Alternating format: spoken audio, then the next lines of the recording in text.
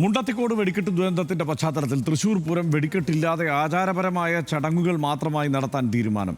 തൃശൂർ കളക്ടറേറ്റിൽ ദേവസ്വം മന്ത്രി V N വാസവന്റെ നേതൃത്വത്തിൽ നടന്ന ഉന്നതതല യോഗത്തിലാണ് ഇത് സംബന്ധിച്ച തീരുമാനമായത്. കുടകളുടെ എണ്ണം കുറച്ച് കുടമാറ്റം 15 മിനിറ്റ് ആക്കാനും യോഗം തീരുമാനിച്ചിട്ടുണ്ട്. ഇലഞ്ഞിത്തറ മേളം, മഠത്തിൽ വരവ് ഉൾപ്പെടെയുള്ള പ്രധാന ചടങ്ങുകൾ ആഘോഷങ്ങളില്ലാതെ ആചാരമായി മാത്രമാകും നടത്തുക. എന്നാൽ ആനകളുടെ എണ്ണത്തിൽ കുറവുണ്ടായേക്കില്ല. 15 ആനകൾ വീതമാകും ഇരുപക്ഷത്തുമായി അണിനിരക്കുക. അതേസമയം അപകടത്തിൽ കാണാതായ 4 പേരിൽ ഒരാളുടെ ശരീരഭാഗം കൂടി ഇന്ന് പ്രദേശത്ത് നടത്തിയ തെരച്ചിലിൽ കണ്ടെത്തി. മുണ്ടത്തിക്കോട് ദുരന്തത്തിന്റെ പശ്ചാത്തലത്തിൽ തൃശൂർ പൂര നടത്തിപ്പുമായി ബന്ധപ്പെട്ട് നടത്തിയ ഉന്നതതല യോഗത്തിലെ തീരുമാനങ്ങളെ വിശദമായി പരിശോധിക്കാം. ആർഭാടങ്ങൾ കുറയ്ക്കുമെന്നും എന്നാൽ ആന എഴുന്നള്ളിപ്പ്, മഠത്തിൽ വരവ്, ഇലഞ്ഞിത്തറ മേളം എന്നിവയെല്ലാം ആചാരത്തിന്റെ ഭാഗമായതിനാൽ അതെല്ലാം അങ്ങനെ തന്നെ നടക്കുമെന്നും ഉന്നതതല യോഗത്തിന് ശേഷം പാറമേക്കാവ് ദേവസ്വം സെക്രട്ടറി ജി രാജേഷ് പറഞ്ഞു. സർക്കാരിൻ്റെയും മറ്റുള്ളവരുടെയും അഭിപ്രായങ്ങൾ മാനിച്ച് പൂരം നടത്തുമെന്ന് തിരുവമ്പാടി ദേവസ്വം സെക്രട്ടറി ഗിരീഷ് കുമാറും പറഞ്ഞു. ആചാരപരമായ കാര്യങ്ങൾ എല്ലാം ഉണ്ടാവും. എല്ലാ ആചാരങ്ങളും ഉണ്ടാവും. എല്ലാ ആചാരങ്ങളും കഴിഞ്ഞ തവണത്തെ പോലെ തന്നെ പൂരം നടക്കും. എല്ലാ ആചാരങ്ങളും എല്ലാം നടക്കും. തീരെ ഒഴിവാക്കാൻ മുഴുവൻ പറ്റില്ല. പക്ഷെ ഒരു കഥനോ ഒരു ഒഴിവിലോ മാത്രം അത് ചമയപ്രദർശനം ഒരു ആർഭാടമായിട്ടൊന്നും ഉണ്ടാവില്ല. പക്ഷെ ഇത് ദേശക്കാരും ഡിവോട്ടീസും ഡൊണേറ്റ് ചെയ്തിട്ടുള്ളതാണ് ഈ കുടകൾ മുഴുവൻ. അപ്പോൾ അവർക്ക് കാണാനും ദേശക്കാർക്ക് കാണാനുള്ള ഒരു സൗകര്യം ഉണ്ടാകും. ഇതിപ്പം വലിയൊരു ദുരന്തം ആണ് നടന്നത്. ഇന്നിപ്പോൾ മൃതദേഹ ഭാഗങ്ങൾ ഇന്നും കണ്ടെടുക്കുന്ന സാഹചര്യമാണ് അവിടെ ഉള്ളത്. കടാവർ നായ്ക്കളെ കൊണ്ടൊക്കെയാണ് ഇപ്പോൾ മൃതദേഹ ഭാഗങ്ങൾ തപ്പിയെടുക്കുന്നത്. ഒരു തല കിട്ടിയത്, ഒരു മനുഷ്യ ശരീരത്തിൽ നിന്ന് തല വേർപെട്ട് പോയിട്ട് അത് കിട്ടിയത് 3/4 കിലോമീറ്റർ അപ്പുറത്തു നിന്നാണ്. ഇത്ര വലിയ ഒരു ദുരന്ത മുഖത്ത് നിന്നുകൊണ്ടാണ് ഈ ഉത്സവത്തിൻ്റെ ആഘോഷത്തെക്കുറിച്ചുള്ള ചർച്ചകൾ നടക്കുന്നത് എന്നുള്ളത് തന്നെയാണ് ഏറ്റവും വിചിത്രമായ ഒരു സംഗതി. പക്ഷേ അത് നടത്തിയേ മതിയാകൂ. ദേശത്തിൻ്റെ ആഘോഷമാണ്, അതല്ലാതെ പിന്നോട്ട് പോകില്ല എന്ന നിലപാടാണ് ദേവസ്വങ്ങൾ സ്വീകരിച്ചത്. പിന്നെ സർക്കാർ ഈ വിഷയത്തിൽ ഒരു സമവായത്തിലേക്ക് എത്തിക്കുകയും ചെറിയ ചില മാറ്റങ്ങൾ, അതായത് വെടിക്കെട്ട് ഒഴിവാക്കിക്കൊണ്ട് ഈ മറ്റു കാര്യങ്ങളെല്ലാം നടത്താൻ വേണ്ട തീരുമാനത്തിലേക്ക് കാര്യങ്ങളെ എത്തിക്കുകയുമായിരുന്നു. ഇത് കാണുമ്പോൾ എന്താ സനീഷിന് തോന്നുന്നു? ഇതിനകത്ത് ഇത്രയെങ്കിലും ആശ്വാസം എന്ന് തോന്നുന്നു. അതായത് ഒന്ന്, ഇത്രയും നമ്മുടെ സഹജീവികളുടെ ചോര വീണ ഒരു പറമ്പിൽ, ഉത്സവപ്പറമ്പിൽ ഉത്സവം നടത്തുക, ആഘോഷം നടത്തുക, അതിന് മുകളിലൂടെ എല്ലാ ആഘോഷങ്ങളോടും കൂടി നടക്കുക എന്ന് വെച്ചാൽ മരിച്ച മനുഷ്യരോട് മാത്രമല്ല ജീവിച്ചിരിക്കുന്ന മനുഷ്യരോട് തന്നെയുള്ള അപമാനകരമായിട്ടുള്ള കാര്യമാണ്. ഇപ്പോൾ പക്ഷേ നമ്മൾ ഞാൻ ചെറിയ കുട്ടിയായിരുന്നപ്പോൾ നമ്മുടെ വീട്ടിൽ, നമ്മുടെ നാട്ടിൽ എവിടെയെങ്കിലും ഒരു ഭാഗത്തൊരാൾ മരിച്ചാൽ എൻ്റെ അമ്മ വീട്ടിൽ റേഡിയോ വെക്കാൻ സമ്മതിക്കില്ലായിരുന്നു.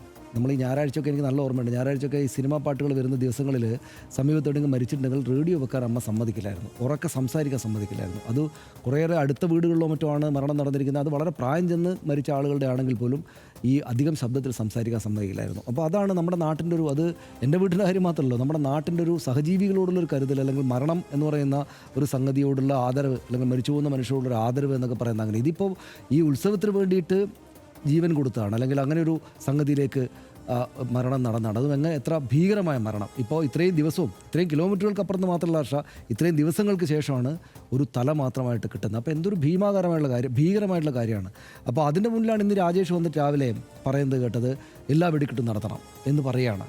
അപ്പോൾ അത് പറയാൻ തന്നെയും പാടില്ല എന്നതൊക്കെ ഇവർ അങ്ങോട്ട് പോയി. പിന്നെ ഇത് തൃശ്ശൂർ പൂരമാണ്, സെൻറ്റിമെൻസാണ്, വല്ലതൊക്കെ പറഞ്ഞാൽ നമ്മൾ കുഴപ്പത്തിലാകുന്നുള്ളതുകൊണ്ട് പിന്നെ നമ്മളത് ആരും പറയുന്നില്ല എന്നേ ഉള്ളൂ. പക്ഷേ എന്തായാലും ഉചിതമായിട്ടൊരു തീരുമാനം ആ യോഗത്തിനകത്തുണ്ടായി.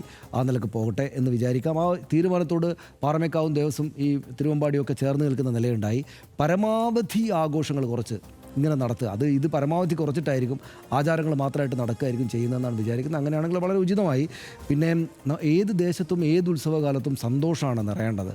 പക്ഷേ ഈ ഇത്രയും വലിയ കേരളത്തിലെ ഈ ഉത്സവകാലത്ത് സന്തോഷമല്ല നിറഞ്ഞത്, സങ്കടമാണ്.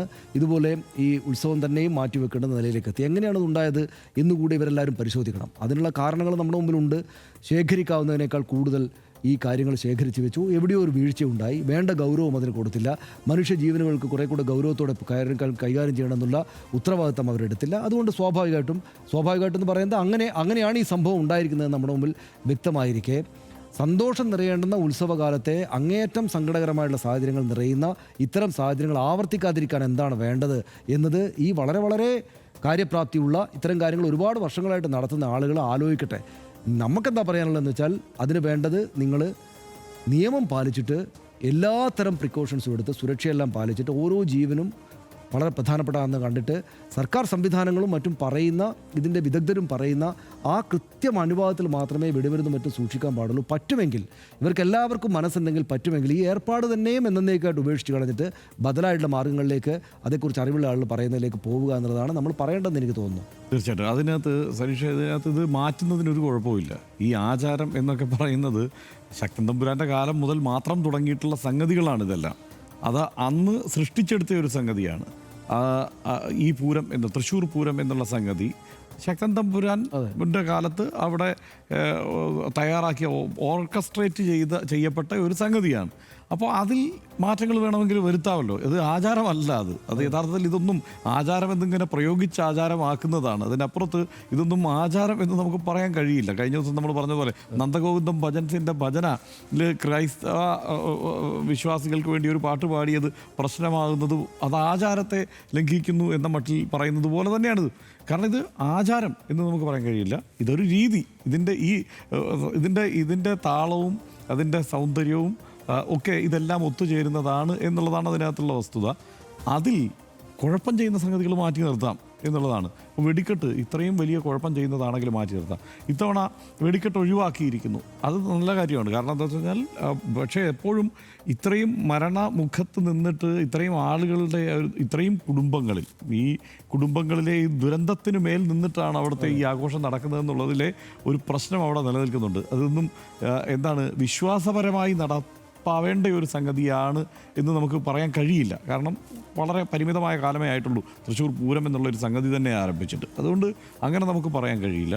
പക്ഷേ ആ നിലയ്ക്കല്ല ആളുകൾ അതിനെ മനസ്സിലാക്കുന്നത്. എനിക്ക് ശരിക്കും പറഞ്ഞു കഴിഞ്ഞാൽ വലിയ വിഷമം തോന്നിയത് ഇന്നലെ ഈ പാറമേക്കാവ് ദേവസ്വത്തിൻ്റെ ഭാരവാഹിയായിട്ടുള്ള രാജേഷ് ഇന്നലെ പറയുന്നത് കേട്ടപ്പോൾ ഇത് നമ്മൾ ആളുകളുടെ വികാരമൊക്കെ മനസ്സിലാക്കി വേണമല്ലോ കാര്യങ്ങൾ ചെയ്യാൻ. ഇന്ന് രാവിലെ ഞാൻ എടുത്ത് നോക്കുമ്പോൾ വാർത്ത വന്നിരിക്കുന്നതല്ല, എല്ലാ അർത്ഥത്തിലും നടപ്പാക്കും. ഇത് അട്ടിമറിക്കാനുള്ള, പൂരത്തെ അട്ടിമറിക്കാനുള്ള സ്ഥിരം നമ്പറാണിത്. ഈ പൂരത്തെ അട്ടിമറിക്കാനുള്ള ശ്രമമാണ് ഇത്. എന്ത് സംഭവിച്ചാലും ഇത് പൂരത്തെ അട്ടിമറിക്കാനുള്ള ശ്രമം എന്നൊക്കെ പറഞ്ഞ് വൈകാരികമായി കുഴപ്പത്തിലാക്കിയിട്ട് ഇതിലൊന്നും ഒരു തരത്തിലും സർക്കാരുകൾക്കോ പോലീസിനോ ഒന്നും ഇടപെടാൻ കഴിയാത്ത, അതിനും അപ്പുറത്തുള്ള ഒന്ന് എന്ന തരത്തിൽ അവതരിപ്പിച്ചാണ് ഈ കാര്യങ്ങൾ ഇവർ സാധിച്ചെടുക്കുന്നത്. അതിൻ്റെ ഒരു കുഴപ്പം അവിടെ ഉണ്ട്. ഇപ്പോൾ മറ്റു വേറെ ചുരുക്കലുകൾ 15 ആനകളാണ് അത് അവിടെ ഒരു പക്ഷത്ത് അണിനിരക്കുക. ആ 15 ആനകൾ തന്നെ അണിനിരക്കും. ഇപ്പോൾ കുടമാറ്റത്തിൻ്റെ എണ്ണം കുറച്ചിട്ടുണ്ട് എന്നുള്ളതാണ് പറയുന്നത്. ബാക്കി അവിടുത്തെ ഇലഞ്ഞിത്തറ മേളവും മഠത്തിൽ വരവും എല്ലാം ആ മട്ടിൽ തന്നെ അവിടെ നടക്കും.